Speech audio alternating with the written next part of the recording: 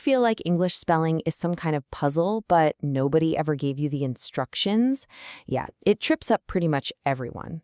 But what if I told you there are secret codes and hidden clues just waiting to be found? Well, in this explainer, that's exactly what we're going to do. We're going to crack the code. So, you think you're a pretty good speller, huh? Most of us do. But the English language, well, it's always got a few curveballs up its sleeve. Let's see how you handle the first pitch. Okay, here's your first test. Take a good look at this paragraph. It's hiding 13 spelling mistakes.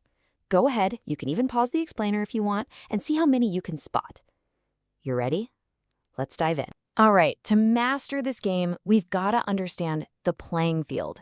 This isn't just about finding mistakes. It's about figuring out the why behind them. So, how'd you do?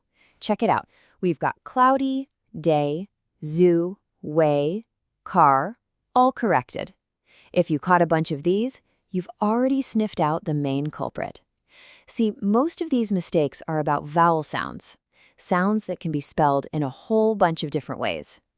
And that flexibility, right there, is what makes English spelling so darn tricky. Since those sneaky vowels are at the heart of the problem, let's zoom in on them.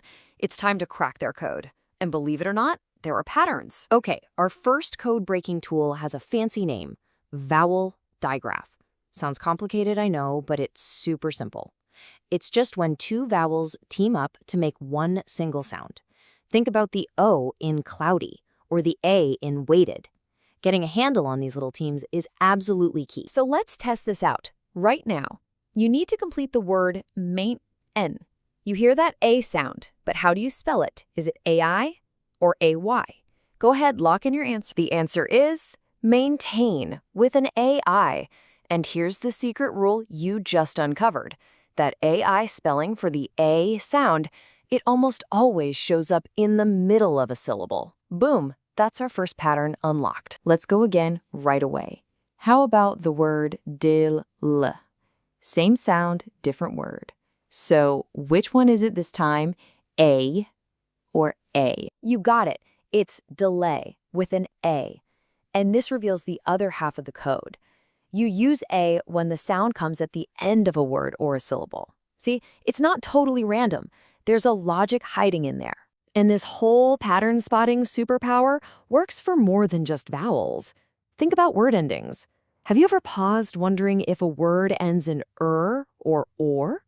Well, once you train your brain to notice that jobs like inventor or doctor often use or, while comparisons like bigger or stronger use your spelling instincts just start to take over.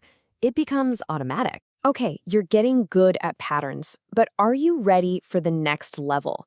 Prepare yourself for the homonym gauntlet, the ultimate test of words that are total twins in sound, but couldn't be more different in meaning. So, homonyms. These are the classic traps in English.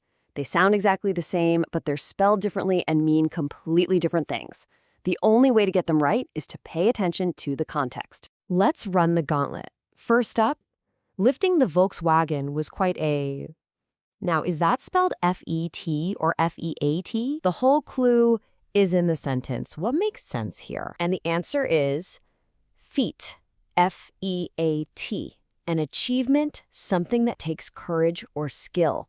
Not feats, the things you stand on. You can see how one little vowel swap completely changes everything. All right, here's another one that trips people up all the time. I make bread using whole wheat. Is that F-L-O-W-E-R or F-L-O-U-R? Of course, for baking, you need flour, F-L-O-U-R. It's so easy to mix them up when you're writing fast, but you're definitely not going to bake bread with a rose.